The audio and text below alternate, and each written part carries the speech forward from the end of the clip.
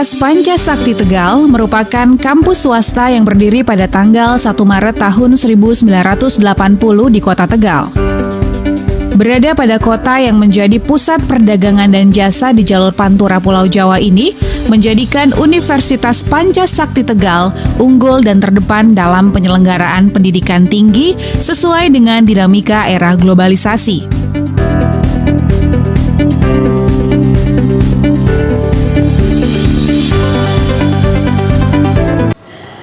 Assalamualaikum warahmatullahi wabarakatuh. Perkenalkan, nama saya Aulia Siti Ekasari dari Program Pendidikan Bahasa dan Sastra Indonesia Fakultas Keguruan dan Ilmu Pendidikan Universitas Pancasakti Tegal. Di sini saya akan menjelaskan materi tentang teks berita.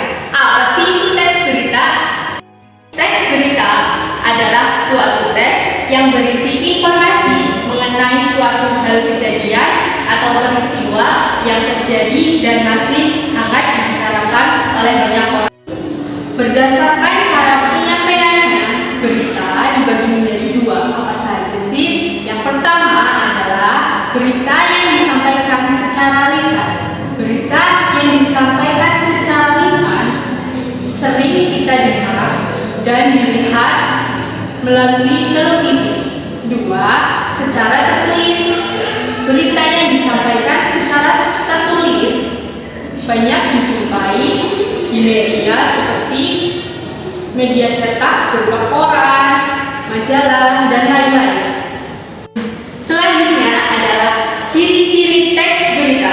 Pertama, faktual, berarti suatu kejadian yang bersifat nyata, benar-benar terjadi dan dapat dirasakan serta dibuktikan kebenarannya. Yang kedua, aktual. Apa sih itu aktual?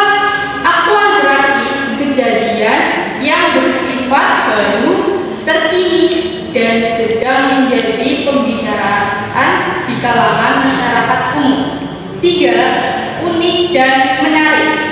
Unik berarti setiap wartawan atau portal penyediaan berita memiliki editorial, redaksi, hingga diksi yang khas. Menarik berarti berita menyajikan fakta aktual yang diinginkan oleh masyarakat atau menimbulkan rasa ingin tahu dan ketertarikan dari masyarakat untuk membacanya. 4. Berpengaruh bagi masyarakat luas. Teks berita harus memberikan pengaruh bagi kepentingan orang banyak. 5. Objektif. Berita yang disampaikan benar-benar berdasarkan fakta tanpa rekayasa atau dipengaruhi oleh pandangan atau pendapat pribadi pelapornya. 6. Terdapat waktu dan tempat kronologi kejadian. Berita biasanya dilengkapi dengan runtutan waktu atau kronologi kapan terjadinya suatu peristiwa. 7. Bahasa baku, sederhana, dan komunikatif.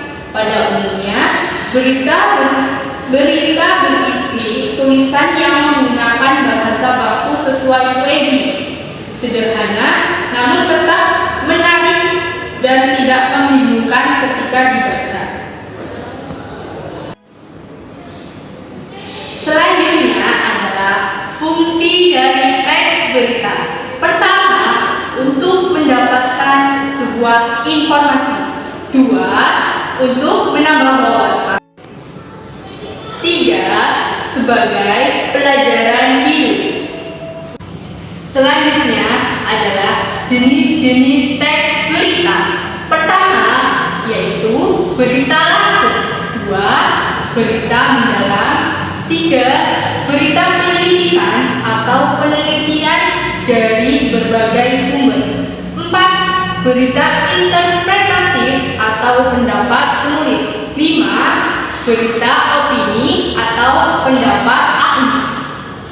Selanjutnya adalah unsur-unsur teks berita atau yang sering kita kenal 5W+1H atau sering kita singkat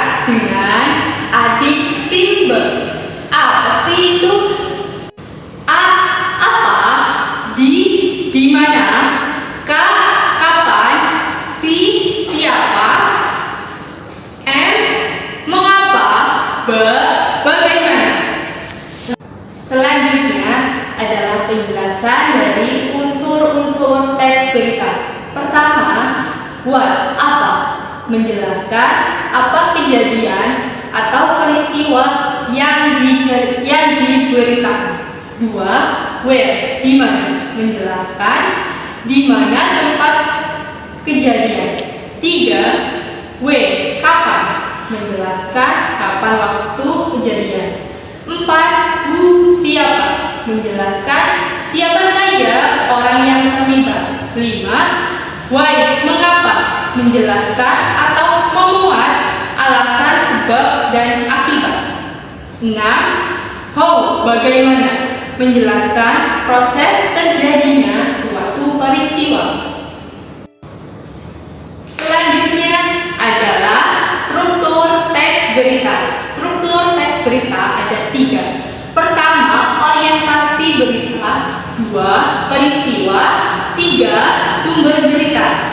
Yang pertama, orientasi berita berisi mengenai pembukaan dari suatu peristiwa yang diberitakan.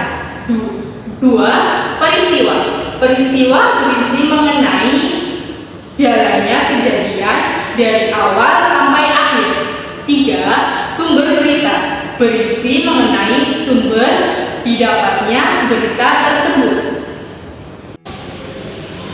Selanjutnya adalah kaidah-kaidah kebahasaan teks berita. Yang pertama, penggunaan bahasa yang bersifat standar atau baku. Kedua, penggunaan kalimat langsung. Tiga, penggunaan kata kerja meta. Empat, penggunaan fungsi keterangan waktu. Lima, penggunaan konjungsi temporal.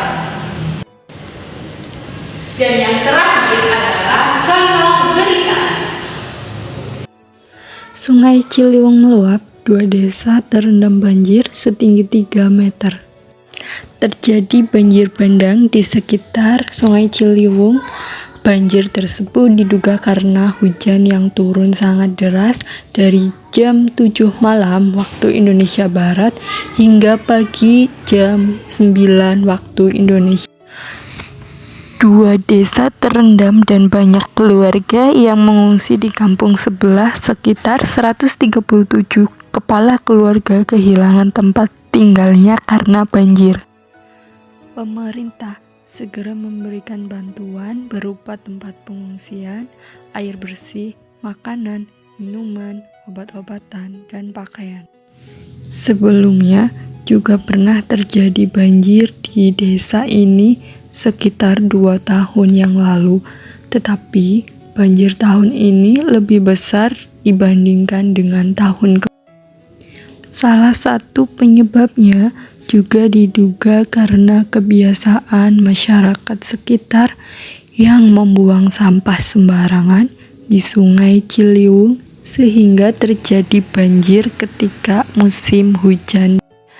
Nah, dari contoh teks berita tersebut, sekarang kita tentukan unsur-unsurnya. Yang pertama, what, apa? Yang terjadi dalam peristiwa tersebut adalah bencana banjir. 2. Where, di mana? Banjir tersebut terjadi di sekitar Sungai Ciliwung. 3. When, kapan? Banjir tersebut terjadi pada jam 7 malam waktu Indonesia Barat hingga pagi jam 9 waktu Indonesia. 5. Why, mengapa? Peristiwa ini terjadi karena hujan yang turun sangat deras dari jam 7 waktu Indonesia Barat hingga jam 9 waktu Indonesia Barat. 6. How, bagaimana? Peristiwa ini terjadi karena kebiasaan masyarakat sekitar yang membuang sampah sembarangan di Sungai Ciliwung sehingga terjadi banjir ketika musim hujan. Demikian materi yang dapat saya sampaikan tentang teks berita. Jangan lupa like,